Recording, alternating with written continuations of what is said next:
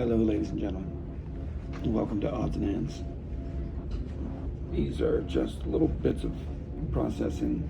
This series is just made up of little bits of processing or lab work that either doesn't make its way into a tutorial or I just forgot. In other cases, I get asked a question in a comment or whatever the case. This series is just different little occurrences that I hope some of you can get a little something out of. So, enjoy Odds and Ends.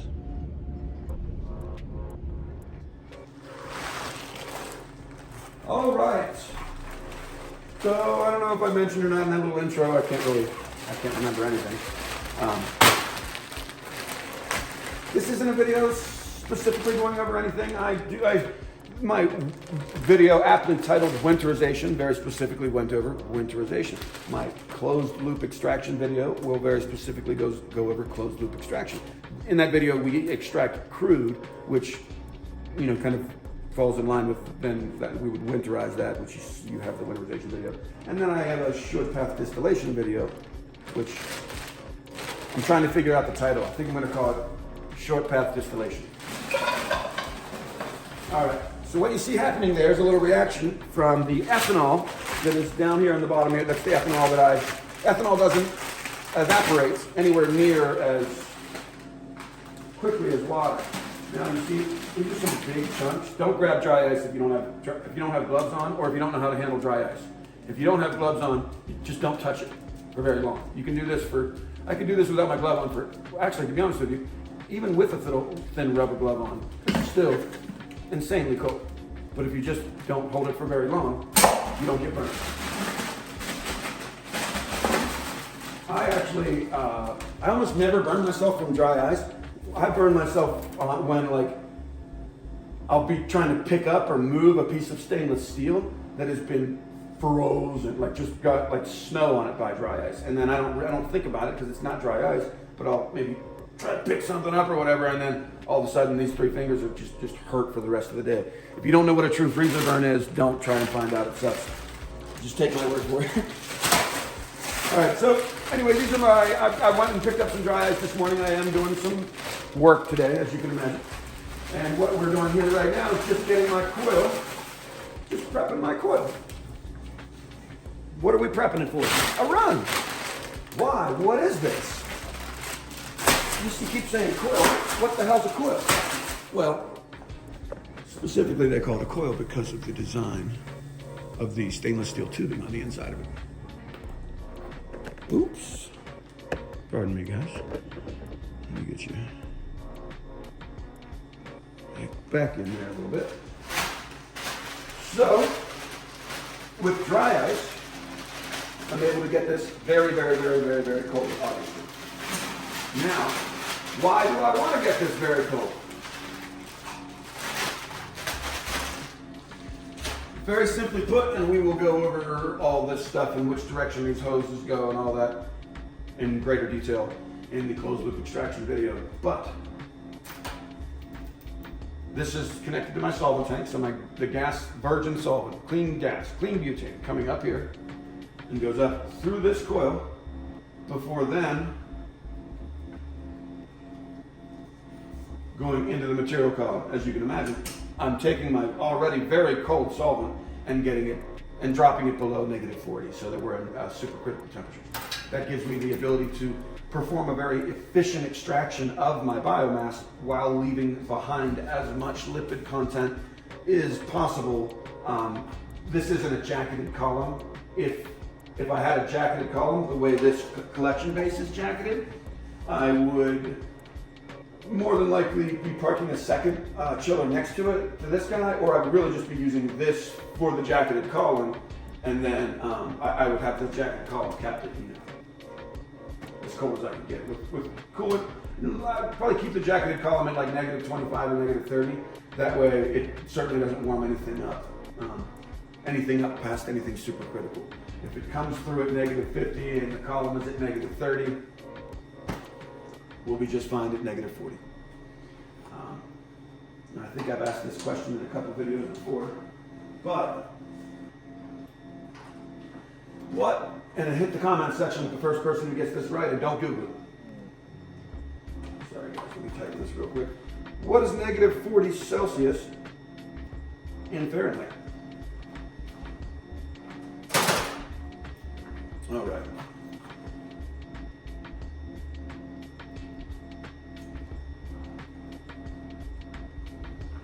So yeah, these valves, they're made to, it sounds crazy, but they're made to come on and off easily. And the reason for that is just so that, because valves sometimes need to be rebuilt. This isn't a part that you want to have to wrestle off. You need it, obviously. But anyway. So that's what I use my injection coil for. And whenever I want to get it rocking, sorry guys. That's not, I'm gonna have to bleep that out.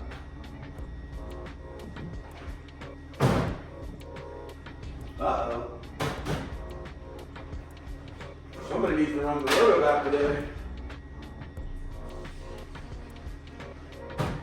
You don't know what the Rotovap is? Well, then you need to join my Patreon as a new recruit. Just to check out the patron-only content so you can at least watch my most recent video, Winterization, and then you'll know all about the evaporator. This is just 200 proof, reagent grade or laboratory grade or food safe, whatever you want to call it, ethanol, and dry ice inside.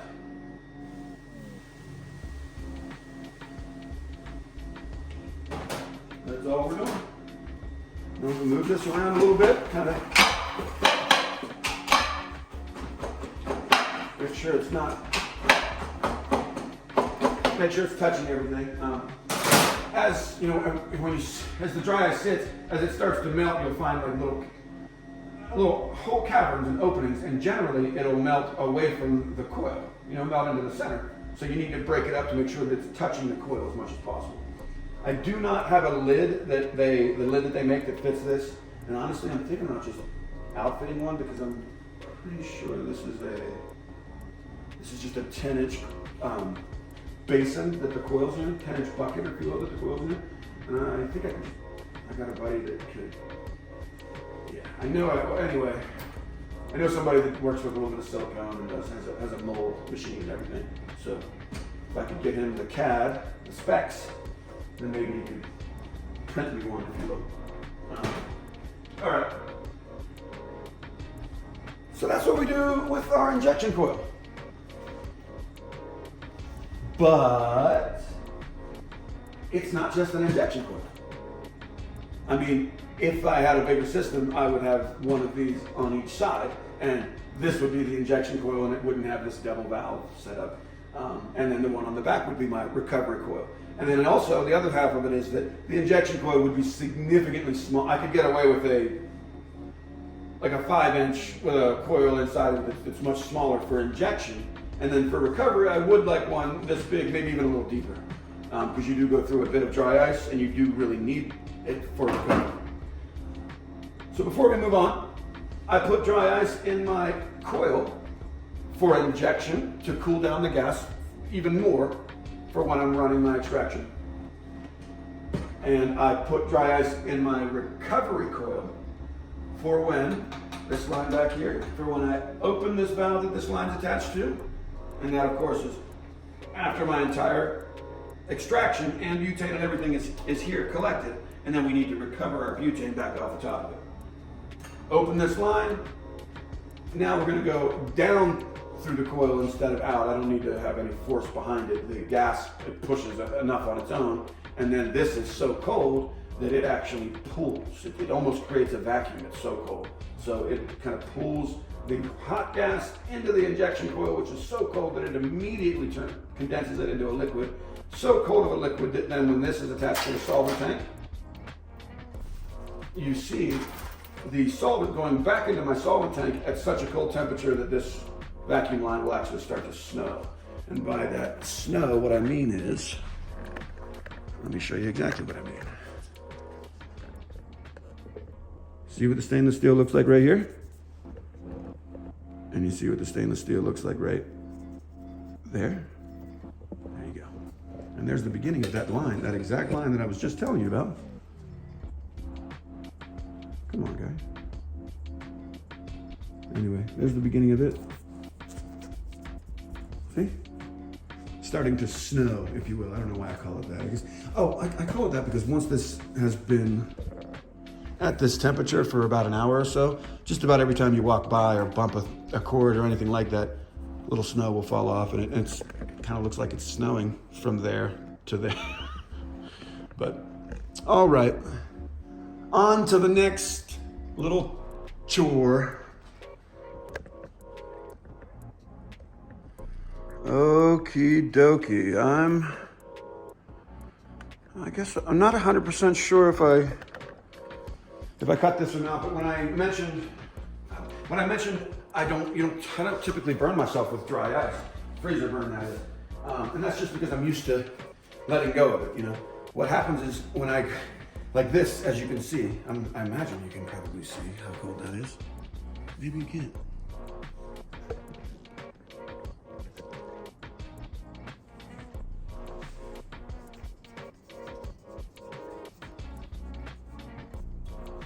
Just pulled that out of the freezer. So that amount of condensation occurred very, very, very quickly. But before I babble and babble and babble, let's talk about what we gotta do next before our run that I am probably gonna forget to include in the closed loop extraction video. Each one of these will be parts from different videos. So I just wanna make sure we go over at some point. This is my refrigerant scale. It gives me the ability to not only weigh very, very heavy things,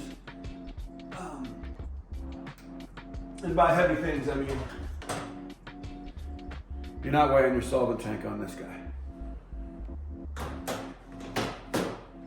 So not thousands or hundreds of pounds or anything, but I'm not weighing grams with this. As you can see, we have a 3/8 inch fitting.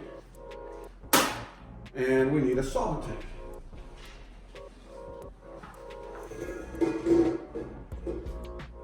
If you don't know how to handle large tanks, get someone to show you.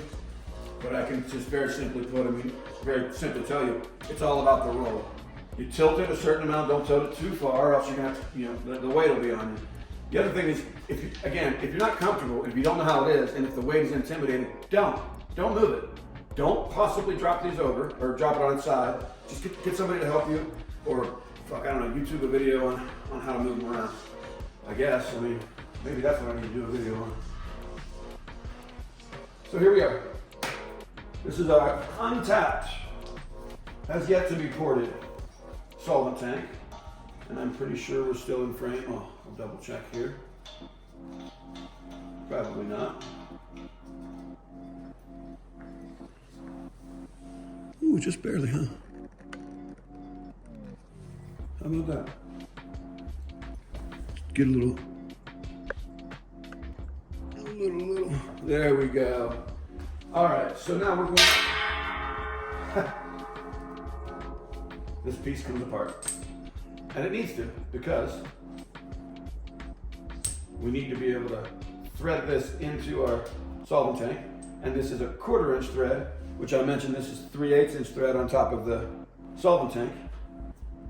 It's okay, we got a little reducer there. And they're both 1/4 inch now. Also, if you notice, I am hooked to the liquid port. That means that's the one with the dip tube that goes to the bottom. The vapor port is the one that just goes to the bottom. You can open it and butane won't fly out of it. It'll just be pressure or butane gas. Liquid butane will fly out of the dip tube if there's butane in your thing. So, real quick before we go on, let's see where we are. Before we do this, let's see where we are on weight here. That's what I want to do. All right, so my tank weighs 33.8 pounds, and that little tiny thing right there weighs almost nothing. So, a couple grams, yeah. We're at 44.25, so let's say that thing weighs low, so we'll say we're at 44. we are a little over 10 pounds. And honestly, this is going to be about 10 and a quarter, 10.3. So we have that set up, and I leave the number on as it is at 44.23 because again my tank tare weight is 33.8. So I want to put about 20 pounds of solvent in this tank. I want it to be right around 54 on that scale. So we take our fitting for our solvent tank, and gas fittings are backwards. So get ready for some lefty tighty, righty loosey. You see that? I'm loosening it into the solvent tank. So that's something that you can either get used to or, well, spend a while wrestling your solvent tank, wondering why it's not coming loose.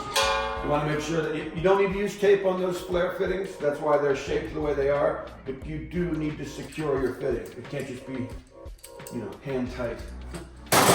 Surprisingly, a lot of the applications with these lines, like especially the twist tie vacuum lines, the orange ones that you see, hand tight is fine.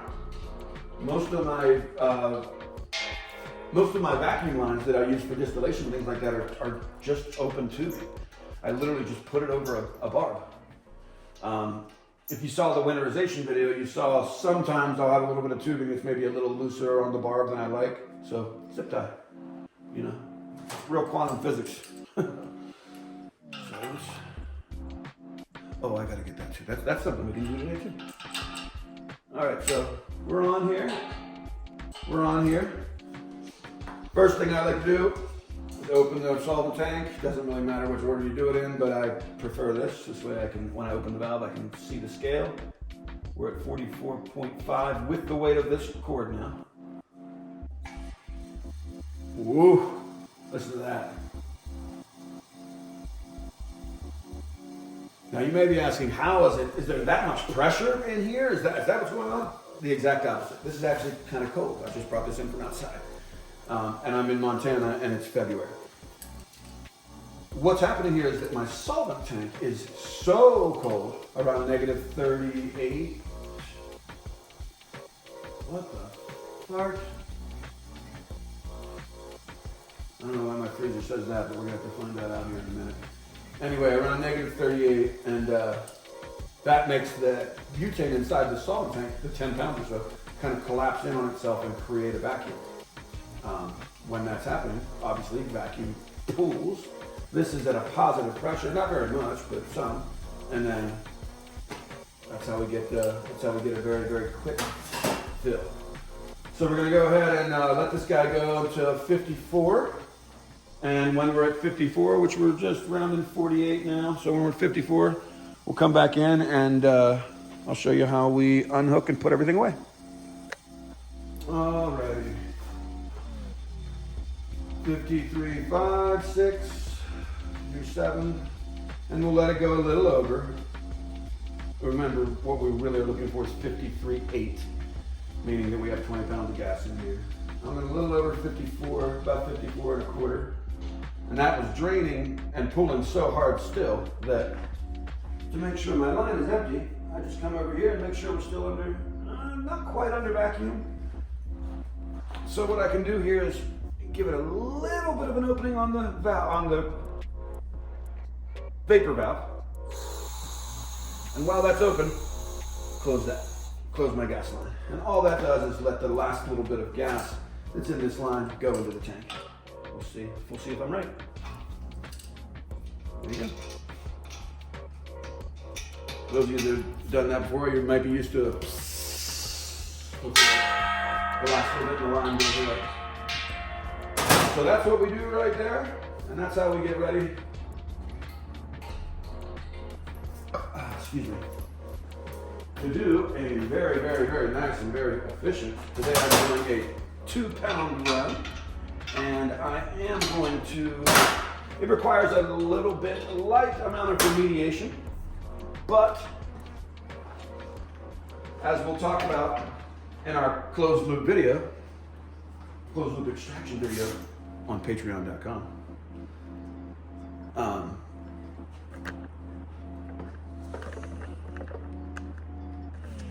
The amount of solvent that you're using is really integral, especially when remediating.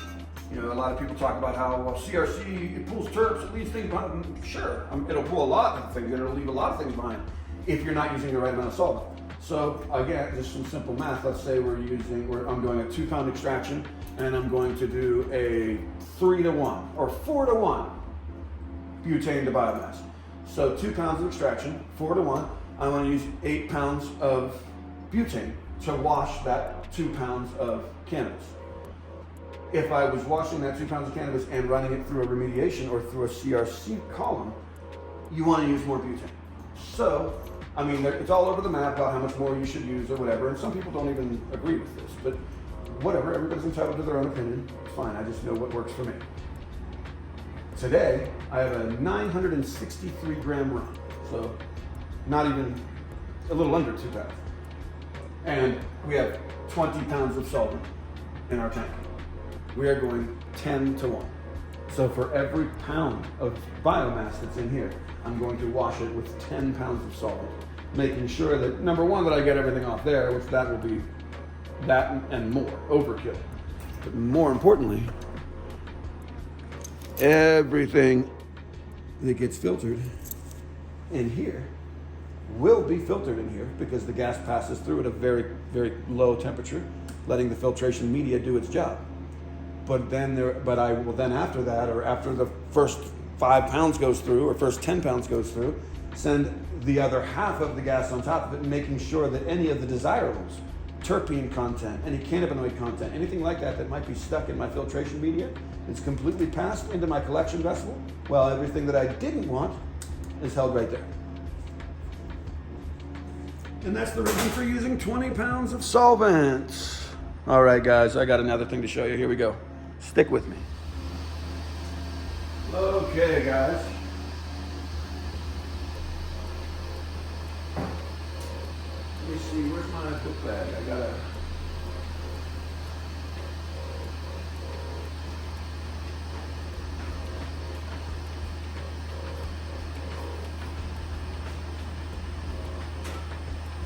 Oh, it's not my book bag.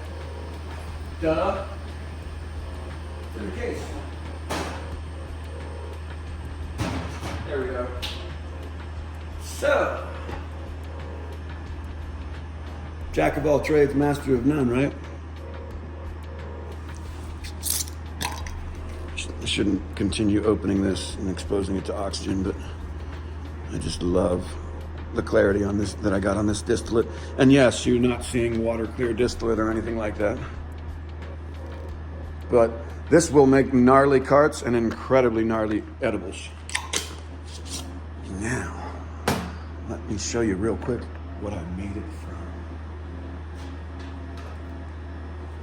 You know when you have a bunch of dirty jars at the end of the day? Sorry, this makes you dizzy. A bunch of dirty jars at the end of the day? Well, I use 5-gallon buckets and ethanol to clean all that stuff. After using it to clean for a while,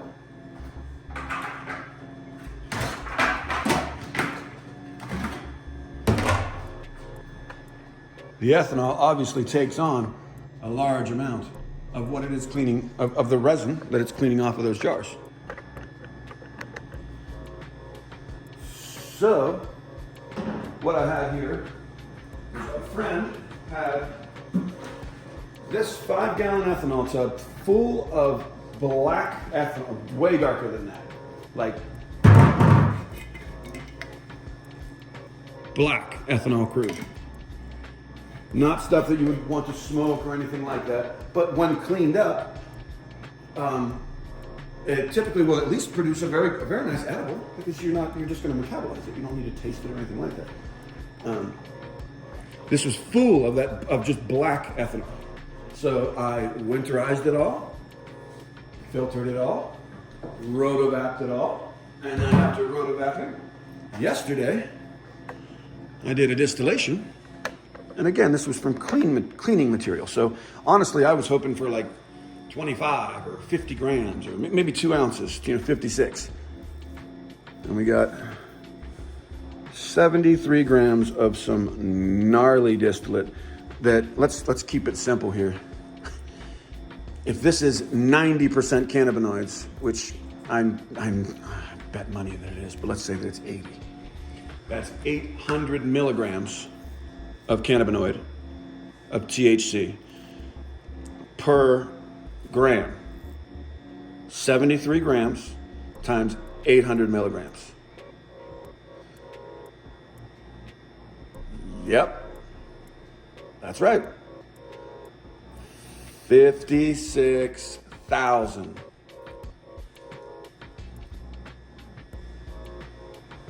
Like 56,000 milligrams. Do you understand? Like, let's be silly about this. Do you know how many 10 milligram edibles that can make? 5,600 of them. Distillate is often hated and often shit on, but it certainly has its place in our market.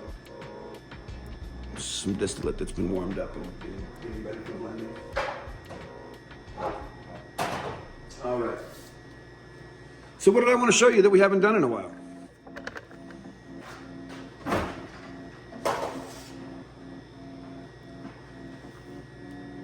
How you flip a slab?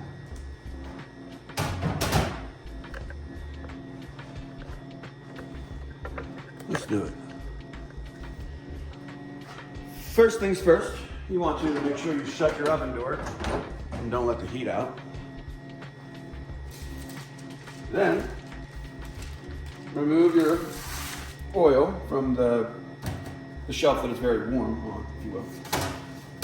And then cut a piece of parchment paper that will fit it, which we already did. Now, I take this, and we could get into all that, like, you can see all this kind of stuff, getting it off on it, but that's you don't need to.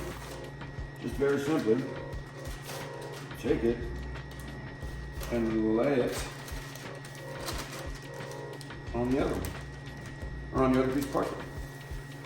Make sure that and not that the parchments are lined up, but that your slab is lined up with where you're going to want it on the piece of parchment that you're flipping onto. Does that make sense?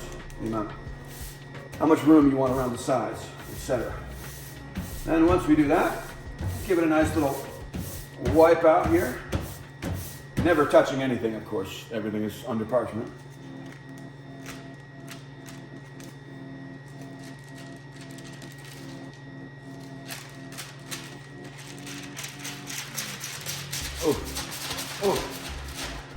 Oh, look at that.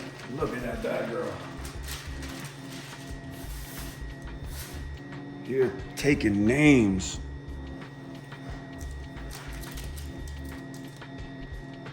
Put you up, put you over. No flash, no nothing. Just the lights on in my lab.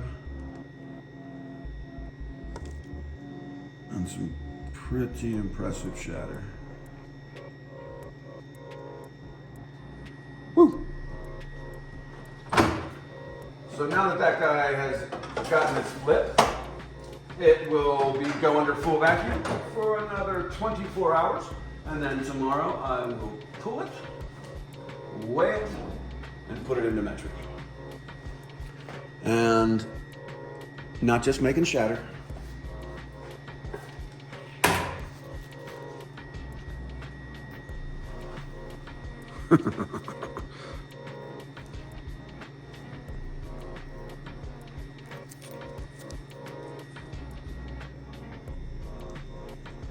This is my apple fritter batter. This is available on the Montana wholesale market. So, if anybody is local and you want to put this on the shelves in your dispensary. Oh God, that smells amazing.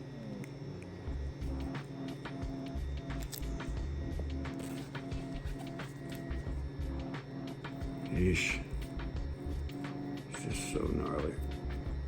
This came out so well.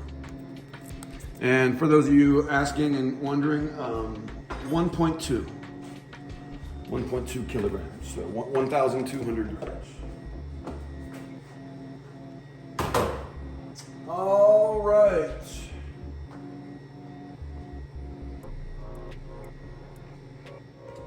Okay, guys, so in the interest of trying not to bore the hell out of you, and again, record a little content that's available for everybody, and not only content that's available for everybody, but it can show you guys, some of you that maybe are on the fence, and for those of you that are on the fence about joining my Patreon, I also created a new tier. I think I mentioned this in the Q&A Sunday night, but I have a new tier called New Recruit. You get access to all patron-only content, and it's just $3. $3 a month. But the only thing that you don't get, well, the things that you don't get are personalized consultation, as in one-on-one video or voice chat, which is in the higher tiers. But at at $5 or not, anything above New Recruit, which is the thing that I think I'm hoping takes off and continues to take off. It's doing really well this week. The first video didn't really get any views, but that's fine. I got a lot of good questions coming in. So anyway, if you are a $3 New Recruit member, you have access to see everything that is for patrons only. And of course, anything that's for patrons only that's coming out, and you can see it the day that it's posted, etc. You don't have to wait or anything like that. Anything above that New Recruit, the private, I don't know what I have. I think I have like corporal, sergeant major, something like that. I pick military things for some reason. But anyway, if you're a $5 or a $9 or possibly even a $20 homie, you have access to comment any question at any time underneath any post on Patreon.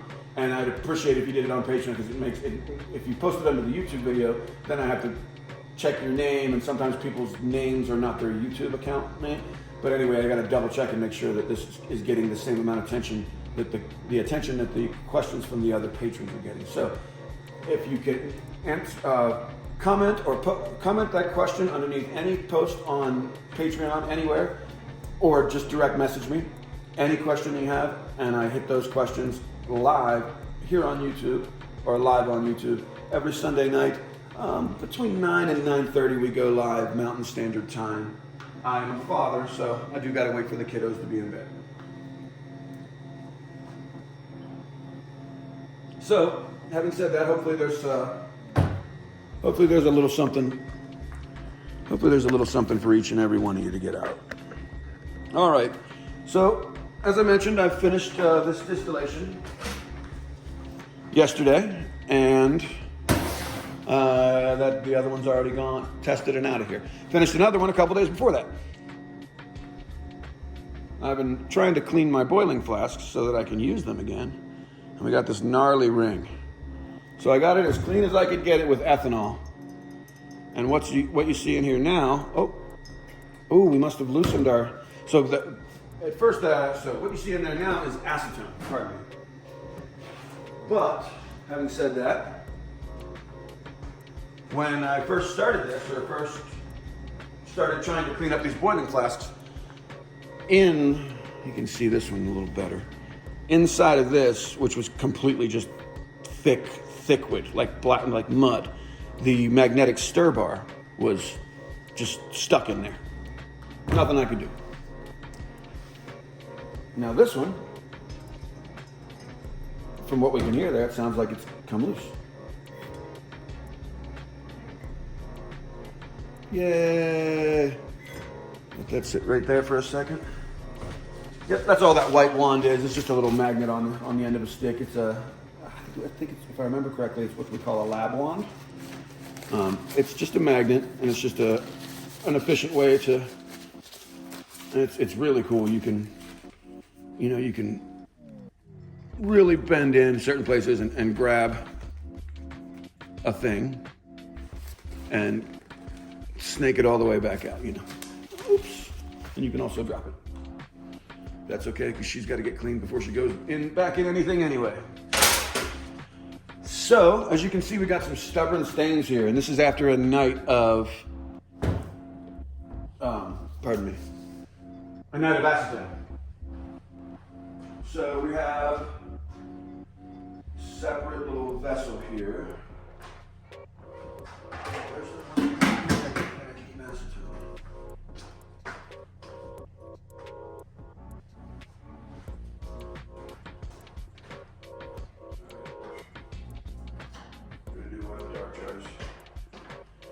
I call these the dark jars because these are the ones that I use to do carbon scrubs, so they're always black and gross. But anyway, let's pour our acetone out of here, since it sort of failed us, if you will.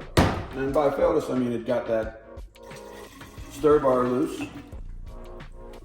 And the only reason I'm not, obviously not pouring this in the 5-gallon bucket is because it's not ethanol, it's acetone. I don't want, it's not the end of the world for those solvents to come together.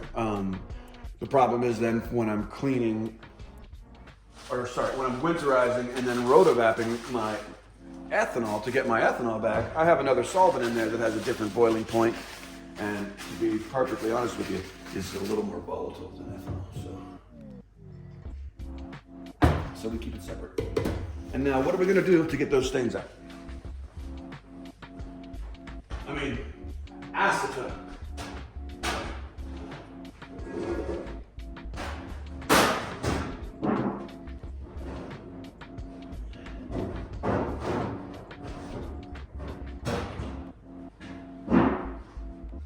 Acetone, some pretty tough stuff. When we've cleaned everything that we can with ethanol, and we have beautiful results, and then there are still stubborn stains, we try with acetone. And when we can't get it with acetone, meet methyl ethyl ketone, or commonly referred to as MEK. See, it's a specialty solvent. Thins resins, epoxies, and vinyls. And it dries slower than acetone. That's its evaporation rate, evaporation rate. But anyway, we just need to be a little bit careful here. You don't want to spill MEK. It's obviously, if it's what you're grabbing to go after resins, epoxies, and vinyls, it's obviously pretty intense. So we're gonna come around here and I'm gonna use my funnel. Really just want enough to cover that stain. Oh my God, look at that. And look, already. See it all chunking up and coming apart in there? Wow. I beat that up pretty quick. And this is the kind of thing that we will let set for a little bit. We will let it sit for a little bit. And by that I mean it's, I think it's about maybe 9 or 10 a.m. I've been here for a little while. So it could be probably after 9. Anyway, I'll let these sit until after lunch. So a couple hours. And then after lunch, and I'll leave this here because this needs some specialty. That needs to at least be rinsed with ethanol before it just gets put away. But we'll leave those guys there for a couple hours after lunch, or come back to them after lunch, and hopefully they'll rinse right out. After that,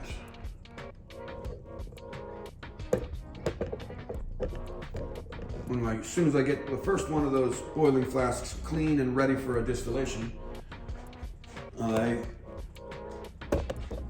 will show you real quick how we clean up our distillation head and our monocal, and how we do it without having to pay attention to it or really do any work at all. We just set it and forget it. All right, guys. Give me a little bit to get this next thing set up. And through the magic of editing, I will see you right. Okay, guys. I was just checking the lengths of these clips, and I don't know. I'm sure after editing I'll be able to cut it down a little bit, but we're gonna call this one a video. We'll call this one the first of,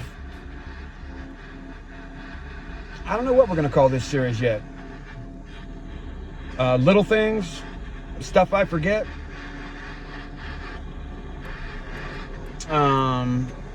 My 2 cents. No, I don't know. We'll figure it out. But anyway, I figured I would end this video while I'm on break, and we should end it together. Having said that, to the homie that commented, I do love cold starts, especially when I'm working or in a situation like this. Why do I still have my gloves on? Oh, fuck it. But I do love cold starts when I'm working or when I'm anywhere that temping things is difficult. But I just found my turpometer in my center console. So oh, and then of course the other reason that I prefer a temped dab or going into a hot banger is because I think you can get much bigger pulls in a single breath. My goal always is to get a fat dab done and get it all in one breath. That seems to be where the magic happens for your boy. So, all right, ladies and gentlemen, hope you enjoyed this little bit of random nonsense, and this hopefully will give you guys some idea. Forgot to put water in it. Oh.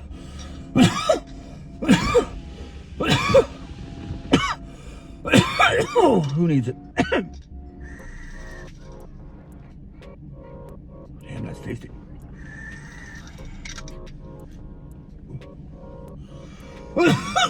No water. I haven't coughed like this in a minute. Ah.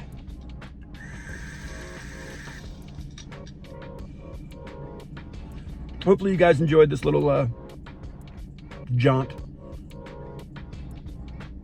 experiment, trial, but we'll see. We're gonna come up with a name for this series, and essentially what this is just when I'm not filming a specific thing that day, and I've remembered a few things that I forgot to include in the winterization video, or forgot to include when I was shooting the closed loop, like the information about the coil. I don't think I think now, for those of you that see the closed loop video and see this when the closed loop video is published, it's not up yet, but for those of you that see both, I think you'll hopefully you won't have any more questions about what you can do with that coil and why I do what I do with it. So oof, until I come up with another few little tidbits of information that I can share with you guys.